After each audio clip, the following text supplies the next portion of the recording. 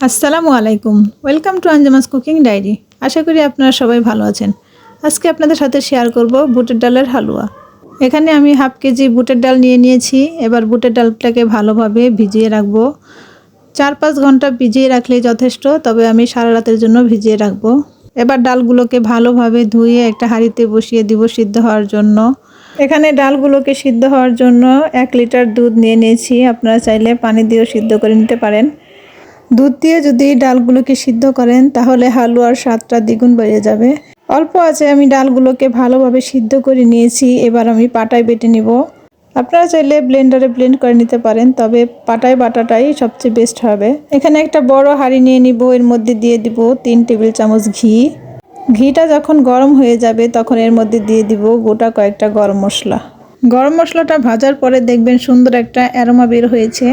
তারপর এর মধ্যে দিয়ে দেব বেটে রাখা বুটের ডালগুলো যদি পাটায় বাটেন তাহলে এরকম আঠালো হবে, আর যদি ব্লেন্ডারে ব্লেন্ড করেন তাহলে পানি মিশিয়ে ব্লেন্ড করতে হয়। সেক্ষেত্রে হালুয়াটা অনেক সময় লাগে রান্না করতে। এবার ঘিয়ের মধ্যে ডালগুলোকে ভালোভাবে নেড়েচেড়ে ভেজে নেব। ডালের যে একটা কাঁচা গন্ধ থাকে সেই গন্ধটা ভাজতে ভাজতে যেন একটা সুন্দর ঘ্রাণ বের হয়। এই সময় নিয়ে হালুয়াটাকে ভেজে নিতে হবে। এই সময় চুলার আঁচটাকে লো ফ্লেমে রাখতে হবে, তা নয়তো হালুয়াটা নিচ থেকে পুড়ে যেতে পারে।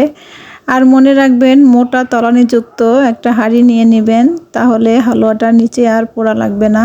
এভাবে করে একটু পর পর হালুয়াটাকে নেড়ে চেড়ে দিতে হবে। আবার একটুখানি ঘি দিয়ে আমি হালুয়াটাকে ভালোভাবে নেড়ে চেড়ে ভেজে নিব। আর ঘি দিয়ে অবশ্যই রান্না করার চেষ্টা করবেন, তাহলে হালুয়ার ফ্লেভারটা খুব সুন্দর হবে। এবার এর মধ্যে দিয়ে দিব 2 কাপ পরিমাণ চিনি। চিনিটাকে হালুয়ার সাথে ভালোভাবে নেড়েচেড়ে মিশিয়ে নিতে হবে। এর মধ্যে কোনো প্রকার পানি দিব না বা লিকুইড দুধও দেওয়া যাবে না।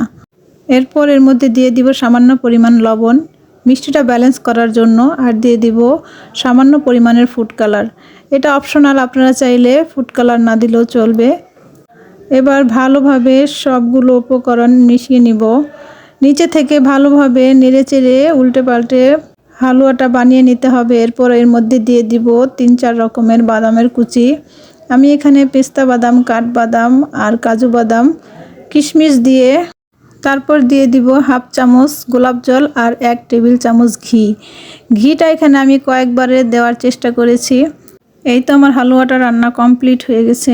এবার একটা ট্রেতে হালুয়াগুলোকে ঢেলে আপনাদের পছন্দ মতো শেপ দিয়ে কেটে নিতে পারেন। আজকে এই পর্যন্তই। ভালো থাকবেন সবাই। আল্লাহ হাফেজ।